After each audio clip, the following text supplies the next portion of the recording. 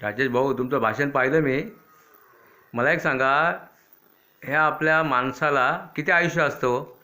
हां, 60 झाल्यानंतर रिटायरमेंट घेतात लोक. सरकारने लिगली रिटायरमेंट देतो.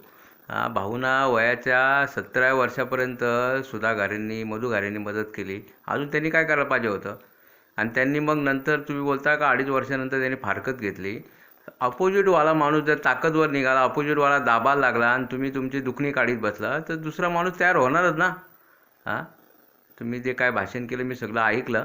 माझा तर काय, मी पक्षाचा साधा कार्यकर्ता आहे.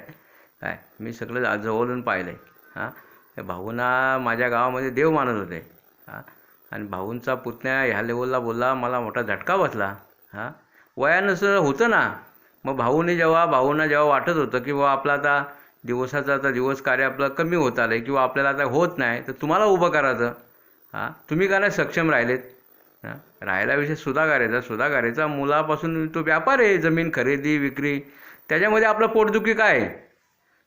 तुम्हाला आलं का तो जमिनीचे व्यवहार करताना? आत्माराम घालेला आला का? सांगा मला तुम्ही. त्यात दुःख मानाचं कारण काय? आणि पब्लिकमध्ये एखाद्याच्या व्यवहाराची बदनामी करणं योग्य नाही हो. आलं लक्षात तुमच्या? तुम्ही जे स्पीच वापरलं आहे ना, एकदम रॉंग आहे. आलं लक्षात? जे आपल्याला होत नाही ना, ते दुसरा करतोय ना, करू दे ना. आलं ते जमिनीचे व्यवहार सुधा गारेंनी केंटीबरीचा व्यवहार केला, इंग्लिस्टीनचा व्यवहार केला, लोकांना रोजगार तर दिला. तुम्ही काय दिला सांगा ना. असं नाही करायचं. ही काय पण वेड्याकधी बदनामी करायची. तुम्हाला काय वाटलं कोण बोलणारं नाही का? तुम्हाला फुलासारखं झेललं होतं माहिती आहे का तुम्हाला? आणि जे काय करायचं ना, तो स्वतः खर्च करायचा. मी डोळ्यांनी बघायचो. आलं लक्षात? आणि मी 1995 पासून आजपर्यंत शिवसेनेला वोट बँक केली. मी तुम्हाला कधीच वोट बँक केली नाही. फक्त एक सदस्य म्हणून किंवा तुम्ही माझे नातेवाईक म्हणून मी तुमच्यावर फिरायचो. माझं जेव्हा बटन दाबायला जायचं तेव्हा मी शिवसेनेलाच मत द्यायचो, पहिली गोष्ट. आलं लक्षात?